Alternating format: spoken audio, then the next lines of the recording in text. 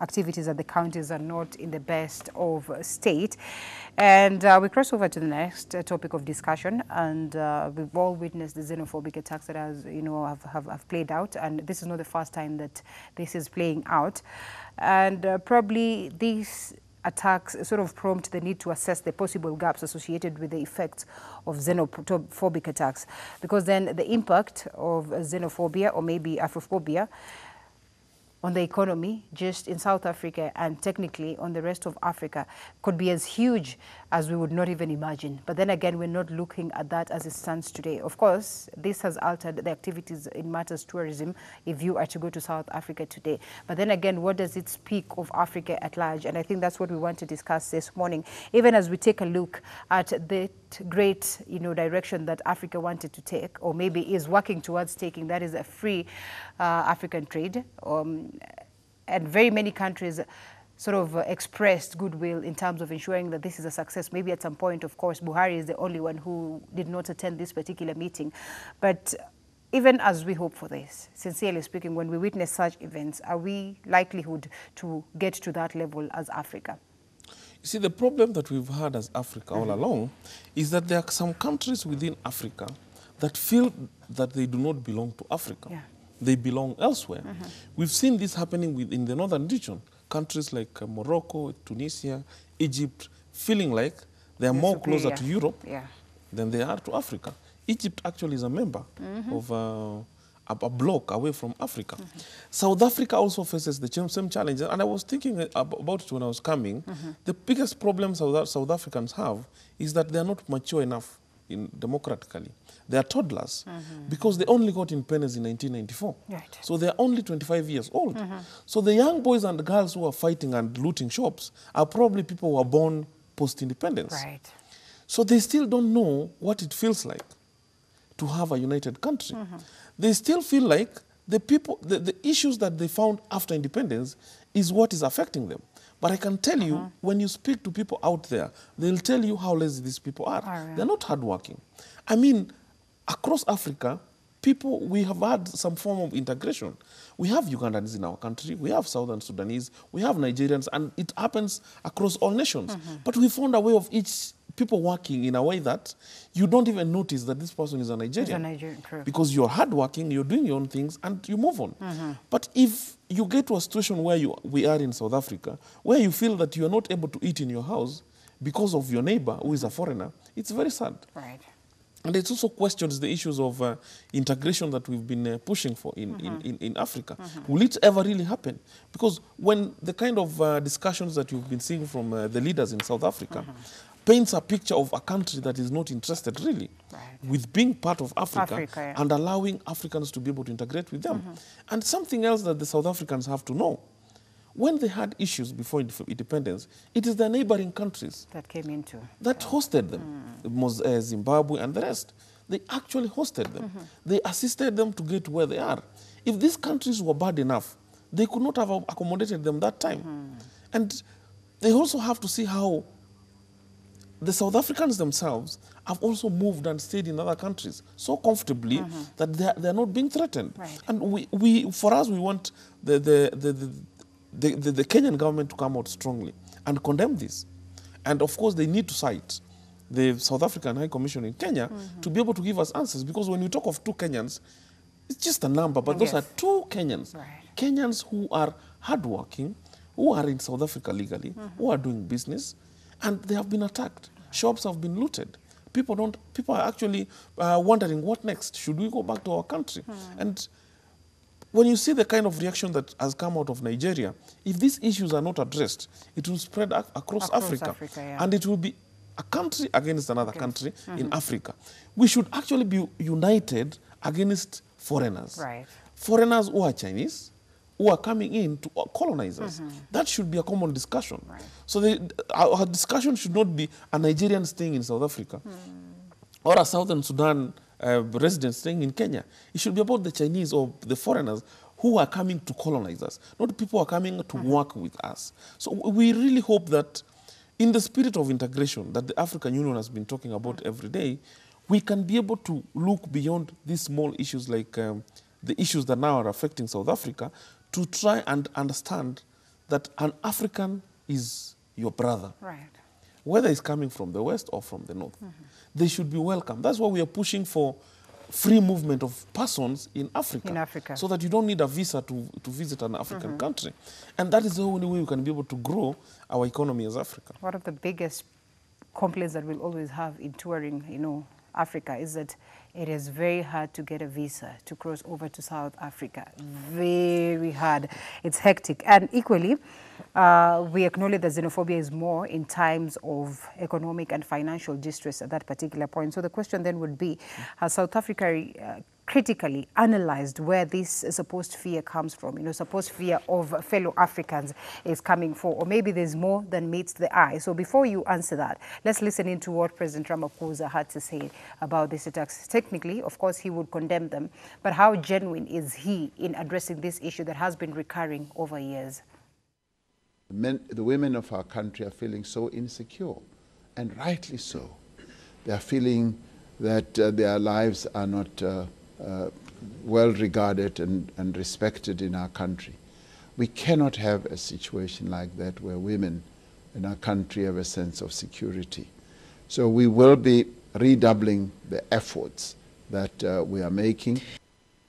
All right, could there be more than meets the eye? Because equally, there's that aspect that the government is to blame for the levels of unemployment. The government is to blame for how much they've not worked towards ensuring that there's the best of, or maybe there's stability in the economy of South Africa. And maybe the South Africans with this frustration are now leveling it on the foreigners who are there and probably are doing good as it is. I'll still talk about the toddler kind of behavior that is coming out from the South Africans. And it's right from the leaders. Whatever Ramaphosa is saying now is not the same things that he said after he was elected. He talked strongly against foreigners. Foreigners in the country who don't have papers, who have taken over businesses, who are selling drugs. That is what he talked against during his election victory speech. Right. And that is what now is being translated to the kind of killings that we are seeing currently and looting. So South Africa is a developed country, per se. It's an advanced economy, and it is upon their people to be able to look for a way to fit into the economy. Because the challenges that a country like South Africa has, most of the countries in Africa have, whereby you look at your economy and you say, fine, we've really grown, but you cannot be able to attach that kind of growth to the individuals. People still live in the villages and they're very poor. The opportunities are little and people are struggling. But you see, the blame should be on your government. And I was engaging someone on social media yesterday. I told her, if you're talking about Nigerians selling drugs and bribing the police, you should not blame the Nigerian. It's actually the you government. You should blame the police. Because if the police were not taking the bribes, then these things will not be happening. So you will be quick to blame a weak person who is a foreigner, yet forgetting that you voted in a government which has the powers to be able to implement the laws in such a way that the people will come from outside the countries to settle in the country, work there legally, and they don't actually take up the positions and jobs of the locals. So they need a balance as a country that as they grow to the levels they're growing now, they need to pull along everyone. Because if it's 10 people, and it's the same thing that happens in our families, if you are 5 brothers and 2 sisters, and 2 brothers become so successful, and you've not pulled along your other brothers, you will end up in a situation whereby your brothers will steal from you. Because they'll feel that you never cared for them when you were growing. So you have to look for a way of pulling along everyone. And that is what Nigeria needs, South Africa needs to do as a country. To look for a way of growing the economy, but growing it with everyone. So that people feel like we also have a place. We can be able to get food, we can be able to get good education and health, so we cannot blame the foreigners. If that does not happen, then these people who are left behind will always find somewhere to vent their anger. And currently, they're venting their anger on foreigners. Are we trying to tell the colonizers or the foreigners, so to speak, or the whites, so to speak, that indeed we are better off with them on board than them away, because when you look at South Africa, it has really grown. We're talking about them having, independence just the other day. Then you'd ask yourself, what really could have informed that growth, that surpasses what we witness in other African countries that gained independence years ago? Maybe it's because the foreigners were on ground for the longest of time possible, and they developed South Africa to the point that it is today. And now that they've left it for them, they're not able to handle it. And technically, what is happening across other African countries?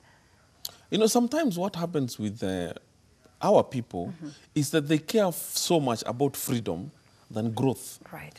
And that is what happened in South Africa. That the country was doing so well, but the natives felt that they did not have the freedom, they did not have the democracy. And that is what is critical in people's lives. If you look at a country like Libya, it was the same situation.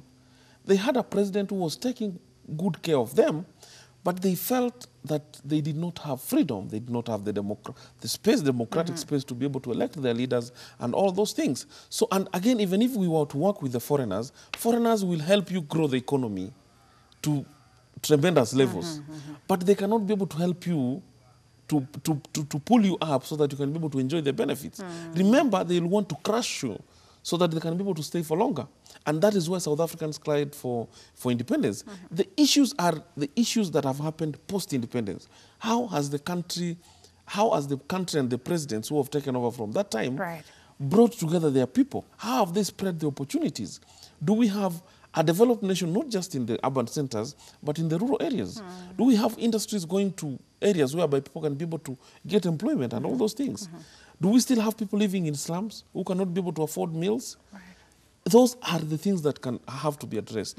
If you continue boasting of good infrastructure, good roads and the rest, and your people are dying of hunger, you cannot be proud and say you have a country that has developed. It's really difficult. All right. Some of the South Africans are saying that really it's not so much hate against fellow Africans, but they are worried about the level of unemployment, which stands at above 50% in SA.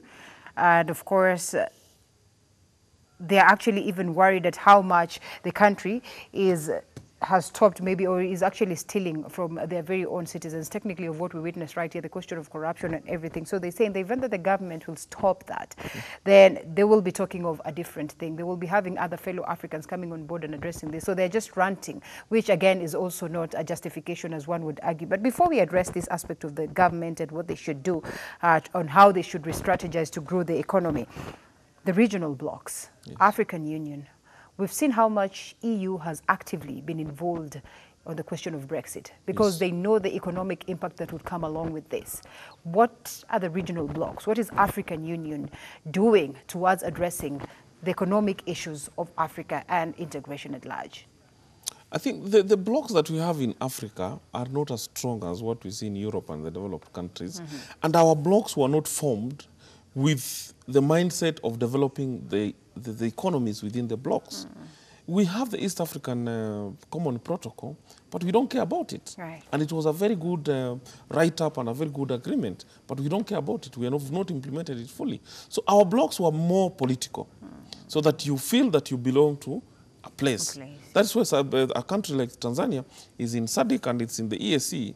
So, it's just something that is more amorphous, does not really help you.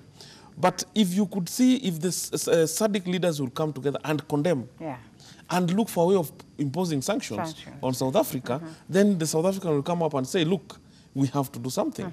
But SADC is not as strong as we think.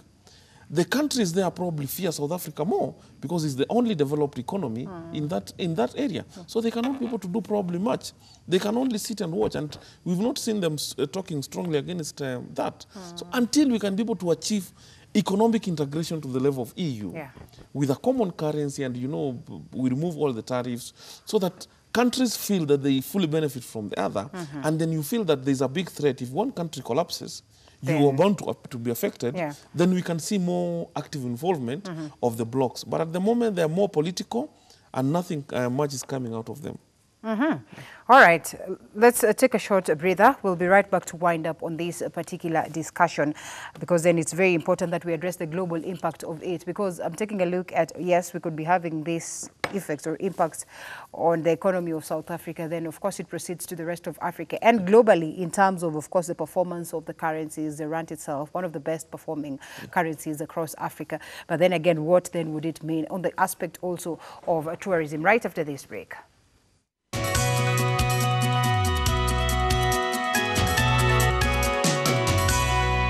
Welcome back to the broadcast. Of course, today we have some grace period, and I think we're thankful for that as we proceed with this candid discussion. And before we went for break, wanted us to address this question of what then is the global impact of this. We're looking at the performance of the currencies, the rand itself, and generally all the currencies in Africa. Like I said earlier on, the rand well performing amongst all the other currencies that we have on board. You know, in comparison to the likes of the shillings, probably that's what sort of places South Africa as one of the best of Africa's countries as it stands today. So globally, what then does this read, or where does it place South Africa economically and Africa at large? No, of course, the first thing is that the South African economy will be hit heavily, because not only do they rely on what they produce locally, they also rely on the investments outside the country. And South Africa as a nation, because they are developed to that level, they have done big investments outside the country. Look at ABSA, look at MTN, look at SuperSport. Those are big investments coming out of South Africa, and it's spread across Africa. And we've already seen the effect it has with MTN closing in Nigeria because of the attacks. So you will see the rand being affected, because of course the confidence will go low. People, if it extends to a level that people have to start fleeing the country, direct investments will, of course, be affected, because people will want to close down their industries and move them elsewhere where they feel they're safe. And that is in the long run. And the economy will be affected, because even those jobs that the South Africans are crying for may not be there. Because some of the investments in South Africa are not investments by South Africans, but by foreigners who have invested in South Africa. And if they actually leave, or they move part of the investments to another country, that will affect not only their currency, but the economy. And the prospects of them getting those employments will also be affected greatly. Look at Zimbabwe, and look at what happened in Zimbabwe. They expelled the whites from the country. They thought they could be able to take over the farms. Look at their currency. Look at the economy. It's on its knees. They're not even making use of the farms. They are not even making use of the farms, because they are lazy. They got used to the Mzungu with the kind of technology that they had brought in. So that is the kind of fear that Cyril Ramaphosa should be having. And he should look for a way of quickly trying to instill confidence by crushing these people who are fighting foreigners, so that he can be able to have the confidence of foreign investors in the country, so that they can't leave. Because I know so many of my friends who live in South Africa, and they have invested heavily in South Africa. Some in mining, some in tourism investment, and the rest. So if they leave, they will be affected. Because South Africans as people, and when you look at them, they come out to be people who are very lazy, that who may not be able to actually run such businesses. And if they can't run those businesses, they cannot be able to create the job opportunities that the poor people are crying for, because those people want jobs. And that will, of course, affect the economy. Okay. All right. African investment is crucial, and you've talked about that. And every day, we're talking about an Africa where we'll encourage each other or fellow Africans to come and invest. And we've seen how much these investors have been frustrated. Sometimes it's way easier for a person abroad, or far from Africa, or maybe away from the continent, coming into the country and getting a chance to invest. It's way easier for them in comparison to African investors. The likes of Dangote will tell you that it's not been easy investing in Africa to the point at which they are today. So what does this then mean for the African investor, when we witness this? So is it going to be a clear shutdown where we'll be talking of, Kenyans just invest in Kenya, Tanzanians just invest in Tanzania, South Africa stick to South Africa? And where will it place us, when we take a look at the SDG goals and equally the 2030 vision that we have? No, with the kind of global economy we currently have, and with the technology, of course, taking center stage, you cannot become successful by investing in your own country. And it should be easy for an African investor to invest in an African country.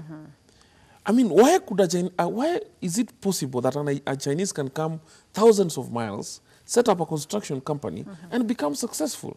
Yet, a local cannot be able to do that. Or a local cannot be able to move to Uganda or to Tanzania or to Malawi and invest and become successful. It's because of how blacks view fellow blacks. We don't want to interact with each other. And yet, we all suffered from the same colonial tendencies and all those things. So we have to look for a way of supporting each other. And the whole idea behind having a common market in Africa is to try and see whether the businesses that are established in South Africa can extend their footprints to other countries. Businesses established in Kenya can be able to move to the West Africa and vice versa, so that we try and retain our wealth within Africa. Then we can be able to have a say in the world. But if we fight each other, then we allow foreigners, and by foreigners now I mean people coming from China, Japan, and Asia, and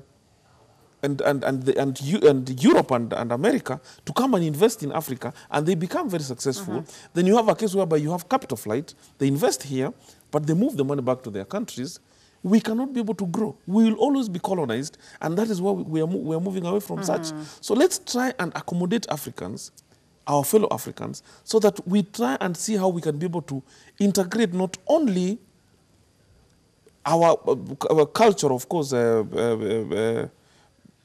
expansions, we also look at how we can be able to integrate our businesses, so that if a company like MTN has managed to have footprints in almost so many countries, especially in West Africa, a company like Barclays is doing the same, a company like DSTV is all over, SuperSport. Let's try and do the same for these other countries. So we'll want to see East African breweries moving to almost every country in Africa, and so forth and so on, so that we can be able to be proud of being Africa, consuming Africa, growing Africa.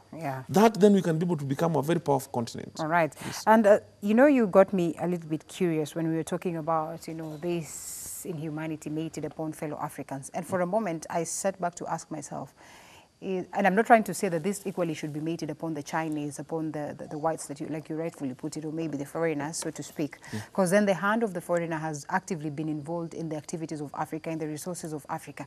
And my question today would be, are there no such in South Africa, such that, of course, the only thing that South Africans can see are fellow Africans to a point of, getting them to this point? I mean, is China not there? Today, we're talking about trade infrastructure, top agenda as Uhuru meets a special envoy from China. So clearly, Chinese have penetrated across Africa, almost all African countries. Are they not there in South Africa? They are. Sometimes when you're frustrated, you tend to fight the weak. Okay. You cannot be able to vent your anger on the strong people. That is why, if the issues that the South Africans have are really genuine, I would have expected them to go and loot a police station, loot a government office, close the embassies, such things, so that you can be venting your anger in the right place. But because they cannot do that to the government, they are venting their anger on weaklings. People cannot be able to defend themselves. But wait a minute. What informs the weakness in African investors? Because then when you talk about that, it reminds me of a social contract, which China in most cases will penetrate African countries with a social contract and say, this is how we do our thing. This is how our culture is all about. And in a way, this social contract somehow protects them. Technically, we've seen countries like Tanzania having a very good social contract, such that even when you're going to invest in Tanzania, you're always told that this and this and this and this and this is what we have enshrined in the laws of Tanzania, and you cannot bypass this. And in a way, it protects the Tanzanians themselves, and equally protects the investors who come on board, because they know what to expect or what is on ground. Do you suppose then that Africa does not have, this, or maybe policies that are good enough to protect fellow Africans in the event that they go to invest in certain countries? Even if we set policies as Africa, we'll tend to bend the laws when it comes to foreigners. And by foreigners, I mean the Chinese and the other European countries. Because of this aspect of them being very developed countries, and they're bringing in aid to the country. So we'll tend always to bend the laws so that they favor them. So when it comes to our fellow Africans, we don't care so much about them. I mean, if there was a riot today, and you have a Chinese company here and a Kenyan company here, it is there is a high likelihood that police will move to protect the Chinese entity. They won't bother about this one. And that is how the kind of influence that these countries have had in Africa. And they're doing the same in other countries. So much so that we tend not to focus on them, we tend to focus on other people. Right. And the biggest problem is those kind of investments that probably don't fully benefit Africa. And we are not saying that people do go looting there and chasing them. We are saying that the government should come with very stringent rules on how those countries penetrate into the country. So we don't want to expose fellow Africans to the same set of rules with these other countries. Right. We should have it easy, and that's why we are talking about integration as Africa, where there is ease of doing business when it comes to fellow Africans. And you know, you ensure that there is waive of taxes and all those things so that they can be able to do business cheaply. But when it comes to these foreigners, now the Chinese and the rest, you make it so stringent that they only come to fit in where you are not able to do such business. And that is the cry that we have in Kenya right now, that you don't want someone to come 3,000 miles, that's over 7,000 kilometers, to come and sell sufurias. Yet it's something that can be done by a local. I mean, those are the kind of dynamics that we should be talking about Africa. Let's favor the Africans. Let's try and see how local businesses can be able to thrive within Africa. Then these countries can come and complement areas that we are not able to fully fit in, because we cannot be able to do everything. Yes. All right. So talking of that, it reminds me of how much, of course, the government of South Africa has argued, or maybe has posed or purported to have gone an extra mile towards protecting the locals and the foreigners and their property. So much so, I was listening to some people talking, and, you know, one of them argued that, you know, this has taken me 20 years to set up whatever it is that is here. And in one day, you see it go down. Why should it take that direction? Do you suppose that the government of South Africa has been genuine in addressing these issues? Because then, if they acknowledge very well the importance of the growth of the economy and how much, of course, a role these foreigners are playing, then they would try their level best to protect this. Technically, of what I'll tell you, today President Uhuru Kenyatta would not just sit down to see us, you know, strangling some of the people who have come to invest in the country, because he knows very well that in a huge way they have contributed to the growth of the economy. No, as South Africa, actually the problem that is in South Africa starts with its top leadership. Yes. Every time you listen to them talk, other than, of course, Malema, they are talking against the foreigners. Ramaphosa did the same. The former president, Zuma, it was even worse. So it's something that is inborn. That right after independence, they had a very good president called Nelson Mandela, whose interest was to bring people together. The moment he left, he handed over to people who have deep-rooted African kind of behavior, who feel like their problems are actually due to the fact that they have accommodated so many Africans in the country. And they have been trying to look for a way of removing them from the country. That is why the white settler. And the settlers. So every time, you see, sometimes you listen to your leaders and you listen what they say. They may not be saying it directly, but people pick the messages. So when a president talks about these things, he makes a very clear statement and condemns. People will take the statement that is made. So if they don't come out clearly and say, look, we are managing a country that has both natives and foreigners, and we must look for a way of living together as the people who are living in South Africa. Some of the huge investments are not South African owned, they are foreign owned, and they are benefiting the economy. So we cannot be able to start chasing them out just because we feel like they came and took over our space. So if they don't come out and condemn and speak strongly against it, nothing will happen. Even when we had issues in 2007, 2008 in the country, with the people, the fighting that we saw in Rift Valley, it took the leaders to come out and talk about it for the people to calm down. To calm down. The kind of quiet kind of behavior that we saw from late 2007 to early 2008 meant that people kept on killing each other. But the moment the leaders came out and talked about it, people became calmer, and we sorted that issue. That is what the president needs to do. Address the nation and say, look, it is wrong. We must accommodate each other. Of course, it may be not something popular for him, because he will be going against what he stood for. But at the moment, he needs to calm the country. So that people can continue operating their business.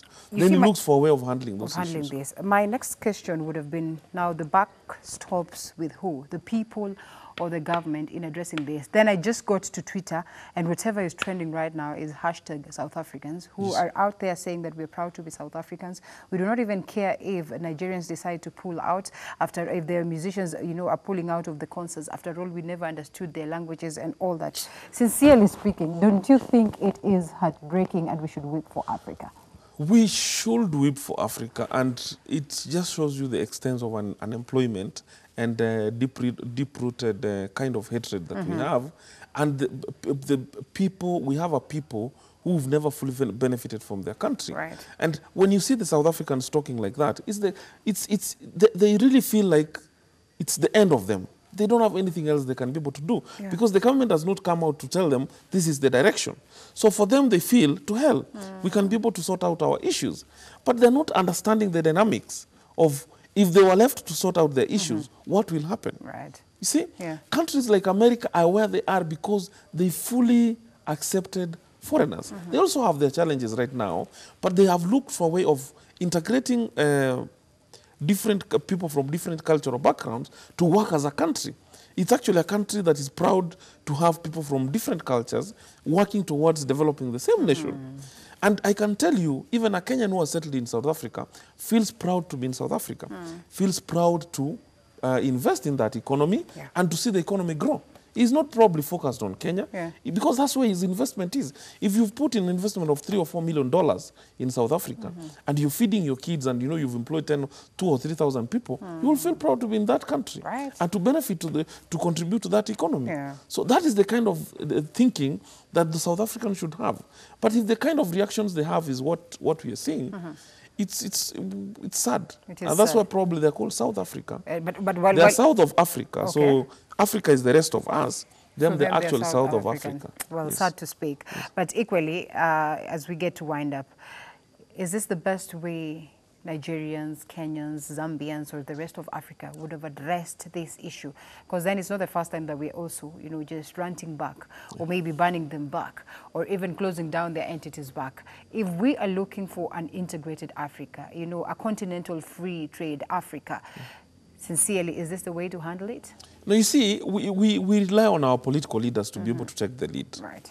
If we don't see that happening, then people will always want to take the law into their hands. And that's why you see the kind of reactions. And I think what Nigerians are trying to tell the South Africans is, it is not only you who have foreigners in your country. We also have foreigners, people with huge investments here. And Nigerians are not only in South Africa.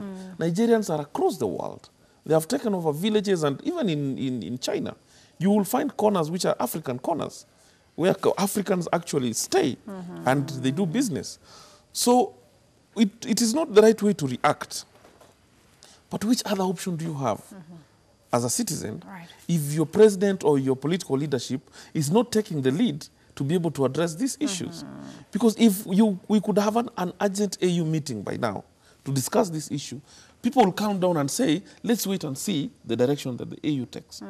But if people are quiet and they don't care about 20 or 30 people who have lost their lives, then you will say, fine, let's take the law to our hands. Let's also show them that they have actually invested here, which is the wrong approach, but it's just a desperate way of sending a message that you guys don't throw stones when you're living in a glass house. That is the message. Yes. All right, whatever the reaction, I think we technically say that we condemn xenophobic attacks, and we say this is not right and should not be ongoing. Africans should be Africans and should embrace each other. And also what you say, at the end of the day, sometimes when you come up with this, you know, the damage will always be done unto you. I remember what happened during the post-election violence, and we used to argue, why should you start the fights against, you know, the other people? Because at the end of the day, it's your shops that are going to be closed. At the end of the day, it's your glass house that is going to be hit by that stone, and you know the glass will come crumbling down. So if you are wise enough, then this is not the direction to take. And I'm afraid that indeed now our leaders need to come out boldly and address this, because the rate at which it's going is not going to be anything good for African integration. Yes. African Union is, of course, the buck stops with them to address these key issues, because then they are the umbrella body of Africa. But then we can only hope that this does not escalate to a point where we would not be able to address this. Thank you so much, CPA Enoch Monari, of course, for that extension of time equally, and most importantly for the great insights that we've brought aboard. So much to speak about the effects of xenophobia, more so on the economic, angle, or even, of course, just peaceful coexistence for Africa, and equally just taking a look at the events of the county right here in the country. It has to start from home, by the way. If you don't fix your home, then this will definitely escalate to the rest of the continent, which should not be it. We say thank you so much also for keeping us company right from the word go up until now. My name is Linda Alele. It was good having you. We'll see you again tomorrow as we usher in the weekend in a great way. Thank you.